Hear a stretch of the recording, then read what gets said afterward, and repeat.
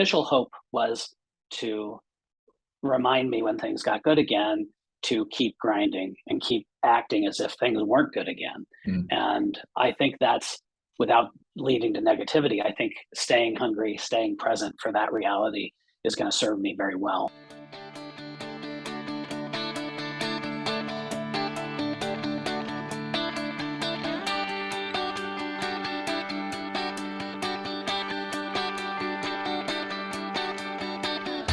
Originating from deep inside the Rocky Mountains, transported through the power of the internet, and arriving inside your tiny earbuds.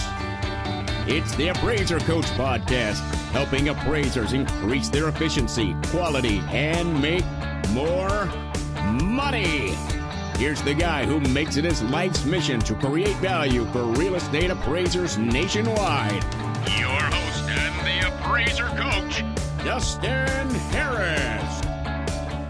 Welcome back to the program, everyone. Dustin Harris, your humble host. Can't wait to introduce you to our even more humble guest coming up. But first, want to do a quick shout out to each of our sponsors. Of course, Alamode have been a sponsor of this program from the beginning. And of course, I've been using Alamode software, folks, for almost 30 years, a long time. My dad used it before then, and they still continue to be the leader out there. Check them out. Go to alamode.com or 800-ALAMODE. A new software that I've been using lately, at least new to me, it's been out there a while, is Spark. They are a sponsor here, of course, a new sponsor here. And what a wonderful program to help you with your data entry. It's sparkforappraisers.com, sparkforappraisers.com. And E&O through OREP, O-R-E-P, is the E&O insurance of choice for me and many others out there. You need to check them out. Go to their website at orep.org. That's O-R-E-P.org. Well, folks, I want to welcome back to the program Mr. Rob Bodkin out of the Seattle area. Rob, welcome back. Well, thanks for having me back. It is a pleasure. For those who might be new to the program, I would encourage them to go back and listen to 3 different episodes with you, Rob. You were on episode number 59 right in the beginning, again in episode number 137 and 605. Maybe you could just give us a rundown as to why you were on the program 3 times, because I think it's an interesting story because they were all kind of related. Well, aside from trying to catch up to Tim Anderson in terms of the most frequent guests, I think the first time there was talk about staff appraisers and what a terrible life or whatever. There was a notion about being a staff appraiser. So I reached out and said, I'm the happiest staff appraiser on the planet. And so we had that talk. Yeah. And then almost literally that talk sparked the notion of, well, what are you doing? Is there a different thing to do? And so, I don't know, 6-7 months later, you had me back on after I had started my firm. And I can't remember what the last talk was about. I was sort of disappointed with it. Really? So yeah, I do remember because I wanted to have you back because you had just made the switch in 137. It hadn't been very long, and you had talked about that you were glad you made the switch. But what I wanted to do was, how people will buy something on Amazon, they'll go give a 5-star review after they opened up the package, right? And haven't really used it. I love it when you can, hey, I've owned this thing for 3 years, and here's what here's the real performance of the thing. I wanted to have you back on episode number 605 to say, okay, you've been in this position for a while. Are you happy? And I knew you were. And you had talked a little bit about the successes that you had had. Yeah. So, well, I'm glad that I was the only one who thought it wasn't that great. So, but I am very happy that I left the bank, although working for US Bank was a really great experience. So, you talk fondly of it, I know. So let's talk a little bit about you, Rob, just to give those who have not listened to those episodes. Interestingly enough, I just learned this about you. I thought I knew you pretty well, but I didn't realize that you had left high school in 10th grade. You went and joined the Navy. Yeah, the line I like to use is I quit high school to join the Navy because the circus wasn't hiring.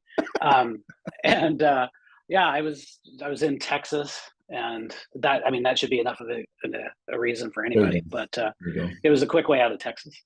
I hear you. Well, you started appraising in 1992. As you mentioned, you spent the first third of your career working as a staff appraiser. You were awarded the SRA. I love how you put this. You were awarded the SRA in 2015, as if there was no work that went into that. And currently, you own and operate a firm north of Seattle. Tell us a little bit about your firm, your setup, and what's going on there. Well, the firm there's 4 employees, counting myself. I have a trainee who's out on maternity leave. Congratulations, Ashley, and her and Amelia. So there's 4 of us. I have an office manager, and then I have someone who does typing and data entry. We have a brick and mortar office here in Mukilteo, which is about 25 minutes north of Seattle. The office is about 2 minutes from my house. And apparently that's just far away enough for my wife. Every time I talk about moving back into the family room, she gives me the look. And Gotcha. so she likes me being here, and we really like it here. It's right on the water. It's a lovely little town. Well, do a quick shout, a little shameless plug. What's the name of your company? The name of my company is North Sound Valuation, and that's northsoundvaluation.com. You can find me there.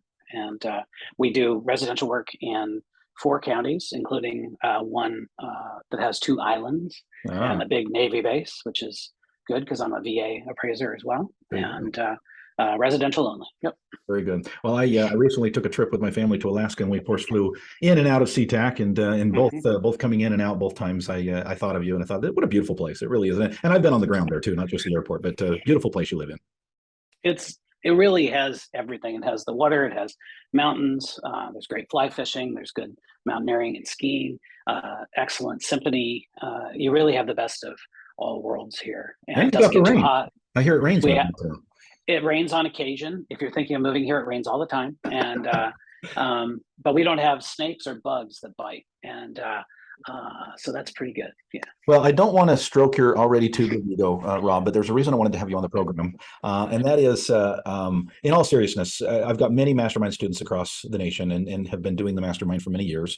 You've been involved in the mastermind for many years. And there are very few people that I can look to and say, here's an individual who truly understands the value of the mastermind, understands the value of education, understands the value of instruction and action and goal setting and accountability and everything else. And one of the things that you did recently to kind of, for me, showcased the type of person that you are, is that you wrote a letter to yourself. Now, that's not weird at all. Explain. Yes, I did write a letter to myself. What I did was I wrote this letter because I had gotten off the phone. This was a couple Fridays ago, I think. And I had 2 conversations, 2 different guys who both had 2 orders that week, 2 orders that stuck. And, that week, I think I had done 8 reports, plus I had testified in court for the very first time, paid, not because I was in trouble. And so, in this environment, that was a really strong week. And, and I got off the phone with those guys. And when we were on the call, I tried to help talk about, well, what can you do to, make the reality different? And they were pretty down. And so I wrote this letter to say, remember, a year from now, when you read this and things have gotten better and you're inclined to get lazy, read this letter, remember what it was like, and it was what I wish I had done 3 years ago. So that this time when things are slow for most people in this time of transition to private work and whatnot, I would have been even better equipped had I started that stuff earlier. So you did an excellent job explaining that, but just in case somebody was busy taking comp photos, I want to make sure that they understood where you're coming from, that you have every reason to be sucked into that darkness, if you will, with someone else. In other words, they might call and say, hey, I've only got 2 orders this week. And I think when we have those conversations, it's very easy to start saying, well, yeah, my life kind of sucks as well, right? But your thought process is take an opportunity now to write a letter to yourself that will be opened a year from now, when you can now look back and say, you know what, I had every reason to be down. But I assume that letter was not down. I assume that letter was upbeat and positive. It was upbeat and positive, honestly, until the very end, because I was presuming that in 9 months when things are better, I would get lazy again. So I was I was calling myself up short, at the end, but it was positive. And that, I mean, generally I am, 72 and sunny, but I'm not Pollyanna. And it's easy in this environment to get on Facebook or get on the web and see people complaining or old guys telling you, don't reduce your fees, you're killing the business, or just all the stuff that people like to say, which baffles me because it's not helpful. It doesn't feel good. Anyway, and so it's easy in this environment to fall prey to the negativity. And, it's just something that I have to actively fight, but I do a reasonably good job of fighting it. You mentioned that you wish you had done this maybe 3 years ago. Tell us more about what was going on 3 years ago that now you wish, looking back, you had done this.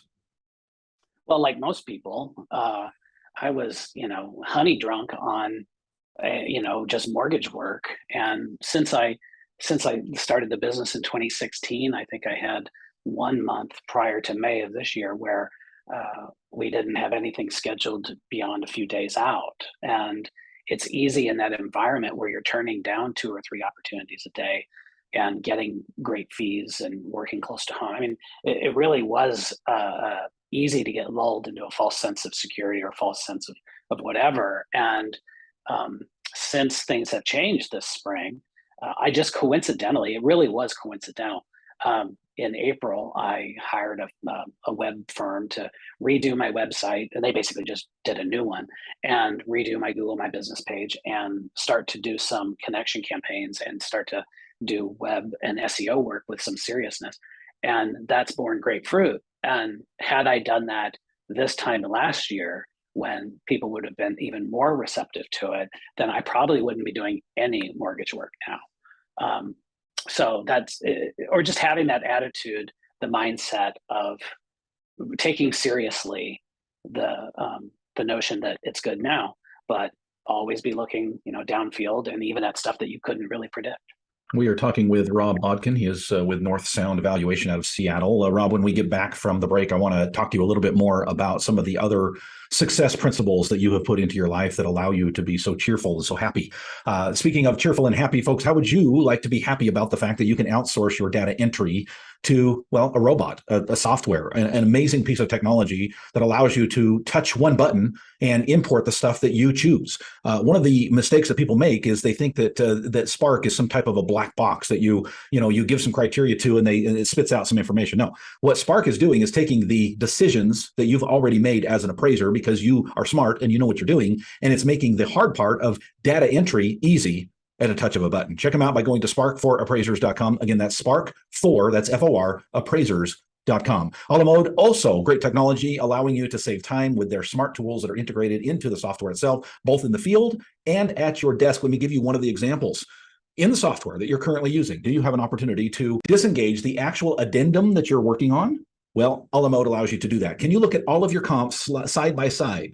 Alamode allows you to do that. Can you make one adjustment, say $65 a square foot, and click one button and it adjusts across the board? Alamode does. I could go on and on and on, folks. Check them out. Go to alamode.com or pick up the phone. Have a friendly conversation with one of their salespeople at 800-ALAMODE. Finally, we are sponsored by OREP Insurance. Folks, I've been with a lot of different insurance programs out there. I've never had one that I think I have a better relationship with. Somebody who really can. And I'm not talking about the sponsorship. I'm not talking as the coach. I'm talking about as an appraiser. Being able to pick up the phone and call OREP and ask them questions. Hey, I got this letter in the mail.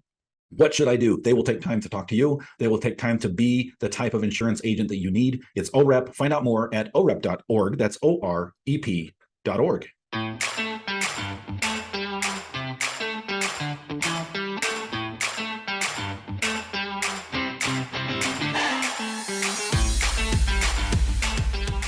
Welcome back to the program, everybody. Dustin Harris hanging out with my good friend Rob Bodkin out of Seattle. Welcome back, Rob. Hey, glad to be here. Thank you.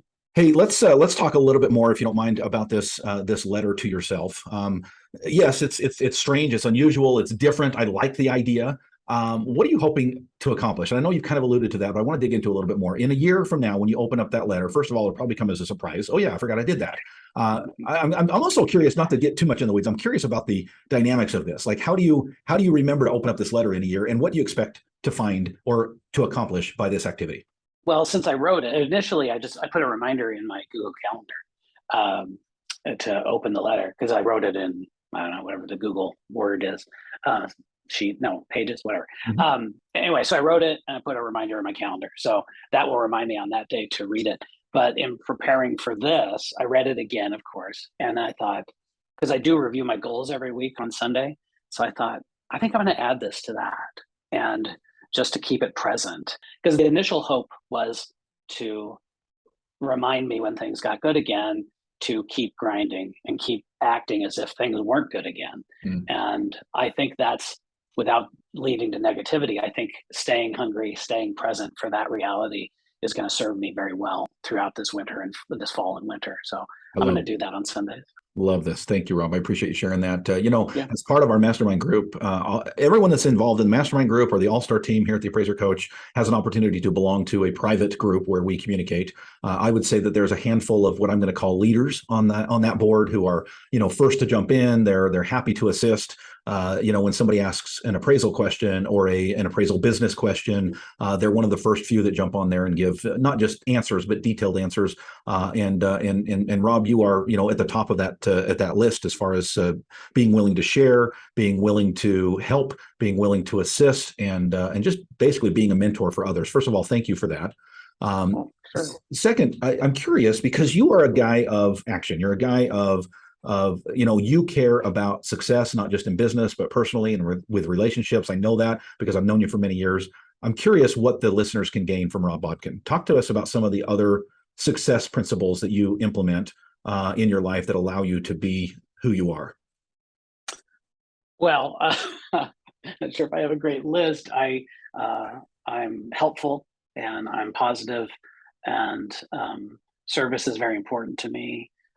I feel like I've been given sort of a second lease on life and or second opportunity, second chance, and I try to make the most of that in terms of helping others. And if I'm in a community, I want to be fully invested and I want to be helpful. And I want to steal your great ideas, but I also want to bring mine to the table, and we'll sort out which ones really are great. Mm-hmm. In terms of the business, I have really good people that work with me, and I've just been fortunate, or however you want to describe it, in attracting that caliber of people that work with me. And that's really been a key to the success of the business, is having an excellent operations manager and attracting folks who wanted to be appraisers who turned out to be really high quality people. I don't know. It's a question I wasn't ready for, I don't think. Well, I think that on a high level, you've described, the personality that you are. You're a positive thinker. You're one that's always looking to serve and to benefit others around you, which I think, whether you want to call it karma or whatever word you want to put on that, it's going to come back to you in droves. But I'm curious, on practices, success practices, things that you have in your life that you feel are helpful to that overall personality that's Rob Bodkin. Well, in terms of practices that keep me headed in that direction, I do practice transcendental meditation. I've always sort of dabbled in meditation for a long time. I'm in recovery, and so that's a part of that. But the TM has really helped in this last year. Really, just like having a calm mind and having a pretty even keel.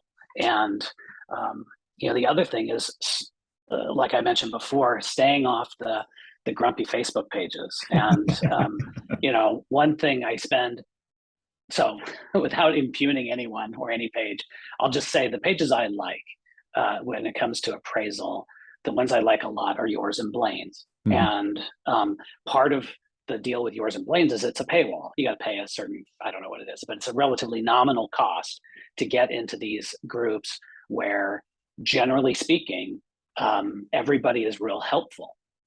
Or if they're not going to be helpful, they're quiet. And if that could just be installed across the internet, God, how nice would life be?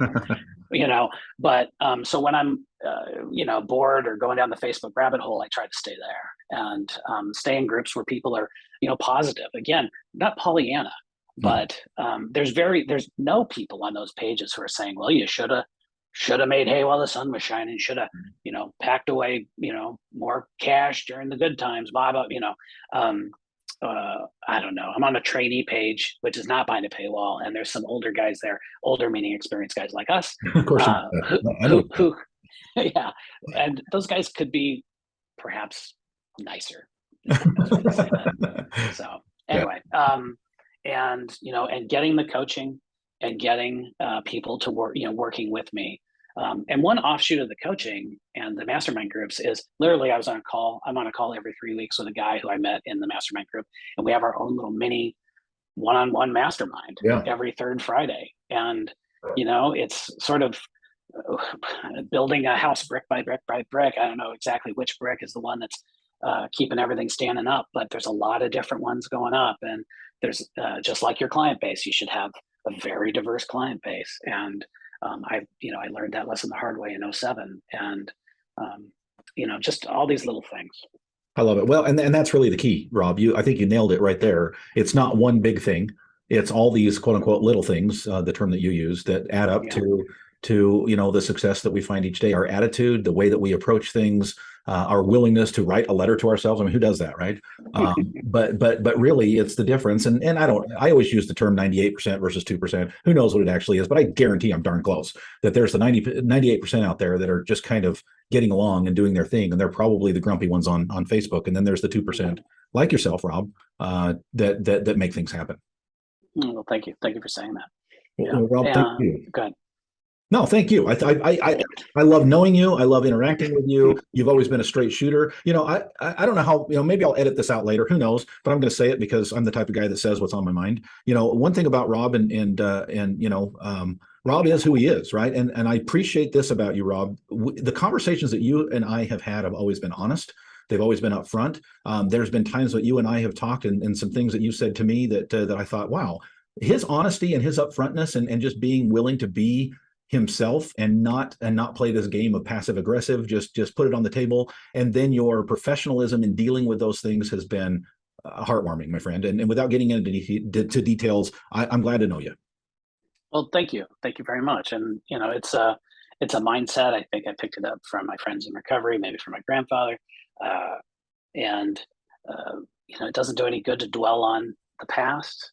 Life is lived forward and understood in reverse. And all you can do is try to bring your best every day. I try to do that. I am not always successful at that. Just ask my operations manager. I literally have to call her once a week and say, God, I'm really sorry. I was such an ass on the phone,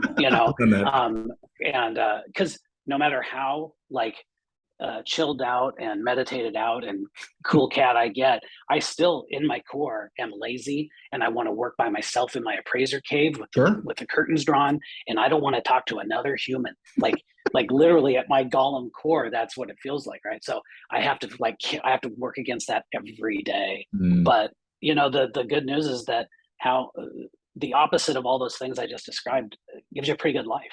Yeah. And that's what I've gotten from being an appraiser. And I think that's still absolutely possible for people looking at our profession. And I'm just so blessed, and I'm aware of that. And that's probably something else that comes across when I talk to people or people interact with me. My gratitude is very genuine, and it's real. Yeah, I can tell, and I appreciate you sharing and being willing to be on the podcast once again. We're gonna have to get you up to speed to catch up to Tim. We're close, but not quite. Mr. Rob Bodkin, thank you once again for joining us, and please, again, in all seriousness, please join me again. I appreciate your time, and hopefully we'll do this again. Thank you, and thanks for all that you do. You're an important voice in our profession, and I think you really help carry a positive message to people. We need it more today more than ever. So thanks to you. Thank you, sir. I appreciate it.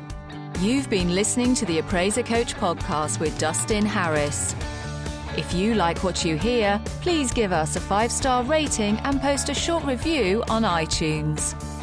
For more in-depth insider information on how you can make more money as a real estate appraiser, visit theappraisercoach.com and sign up for the All-Star team today. Thanks for joining us. And now, get out there and create some value.